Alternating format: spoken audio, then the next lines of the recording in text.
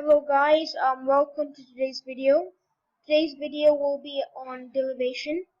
This is a much higher mathematical topic which is not in year 9 but in year 10 or year 11 you'll probably come across it. But yeah, before I get on to the basics of derivation, I would just like to tell you guys that I will be making a YouTube video answering all your queries in maths. So you could ask me things like maths topics that need to be clarified, maths questions that you don't understand, you can just put it on, or any topic you really don't understand, ask me. I will answer all your questions in this YouTube video, which I will be making in the next few weeks, so stay tuned for that. I will update you. So yeah, let's get on to derivation right now. Derivation is basically the process we use to find the slope of a function.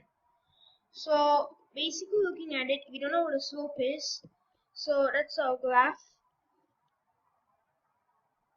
Okay, so the equation for this is fx. So to find out the slope of this, something like the gradient, no, not the gradient, it's the way it moves, we have to find a derivative of fx to find the slope of this function. So now, let's say the function, the slope's value, slope's equation is fx equals 2x cubed, and they want us to find the slope of this curve. So to find the slope of this curve, we need to derivate it, and this is how we're going to do it. So write down the value neatly. Fx equals 2x cubed.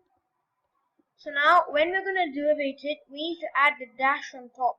So once we've derivated the function, we add that small tiny apostrophe up there, over here, to show that the function has already been derivated. So how to derivate this? Derivation is a very basic process. It might sound hard, it might sound as if you're finding a value, but you're actually not. You're just trying to multiply a few numbers in that same equation around to get a new value, a new function, that is your derivated version of the original function. So to do this, we need to multiply the exponent and the value in front. So the 3 and the 2 need to multiply together. That gives us a 6, right? 6 in front. Leave the x, do not take out the x, I'll explain to you how later. 6x, and now the 3 on top, we need to minus 1. 3 minus 1 is 2. So the 3 and the 2 multiply each other to give 6, leave the x, and the exponent minus 1. Okay? So the exponent and the value in front are to be multiplied together.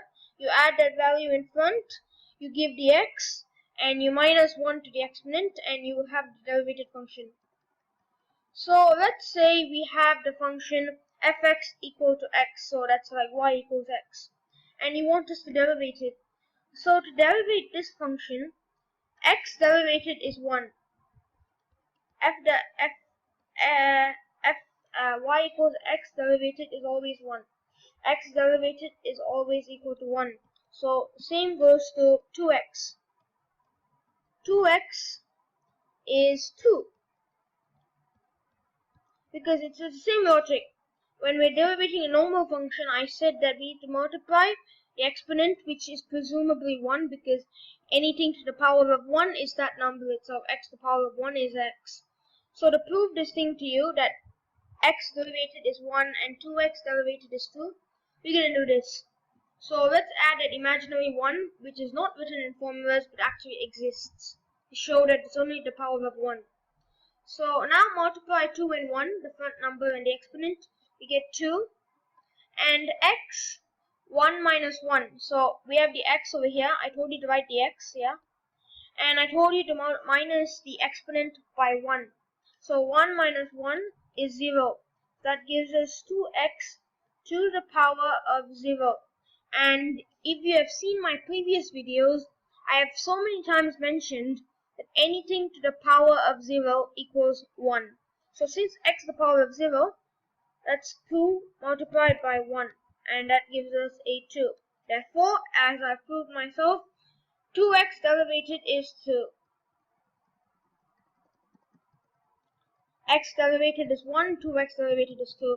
Now let's prove why x derivated is 1. So x is over there.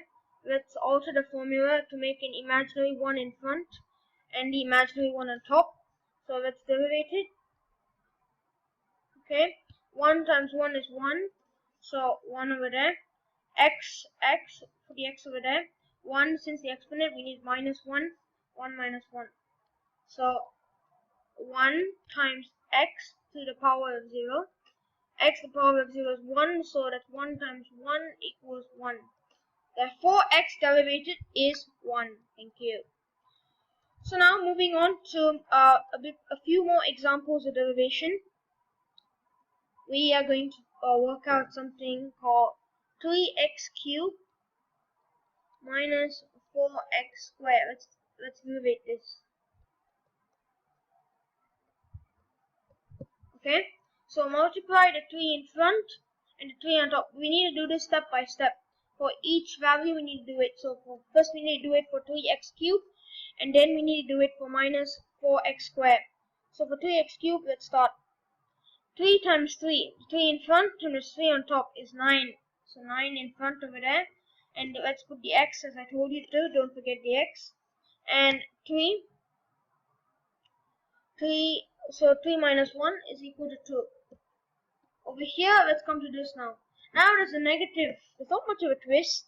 Exactly the same thing. Negative 4 times 2 is minus 8. So just put the 8 over there. X. 2 minus 1 is 1. X to the power of 1 is x. And you don't need to write x to the power of 1 because it's already known that it is x to the power of 1. Just leave as x. So the derivative value of 3x cubed minus 4x squared is actually 9x squared minus 8x. Okay.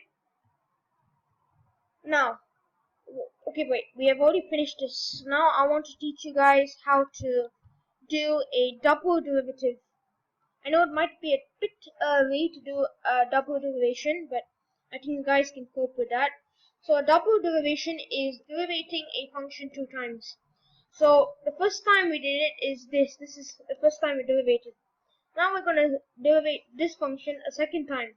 So double derivative, 2 apostrophes up there, x, fx, okay? Now we have to derivate this function. We have to derivate the derivated version of the original function. So now to do a double derivative, we have to derivate this. So 18 x 2 minus 1, 1x minus 8x. 8x, 1x, 2x, 3x, 4x, any x derivated is that number in front. So 8x is 8. Common. 8x is 8. So derivated version, a double derivated version of fx is 18x minus 8. So you can go on derivating this. You can do a triple derivative, a quadratic derivative. You can even go a pentaderivative, derivating a function 5 times. You can go on and on and on.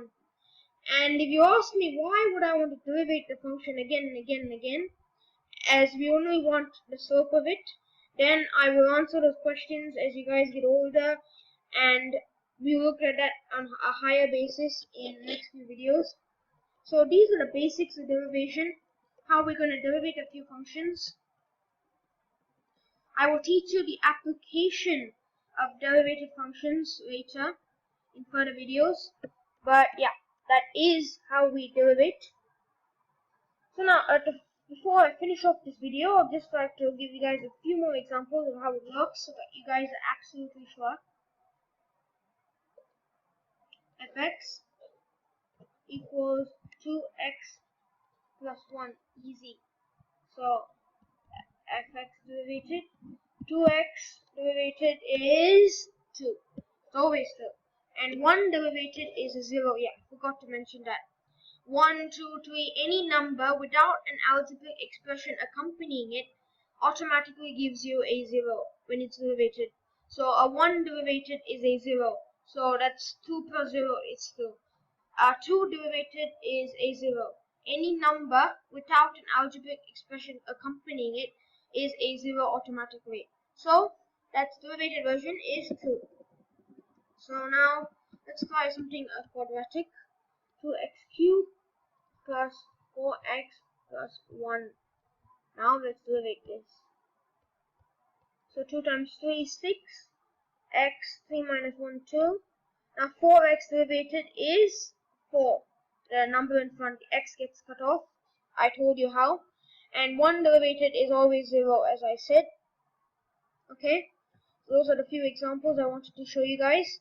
So to summarize this video, we are going to be looking at, what is this? Okay, 1 derivated is a 0.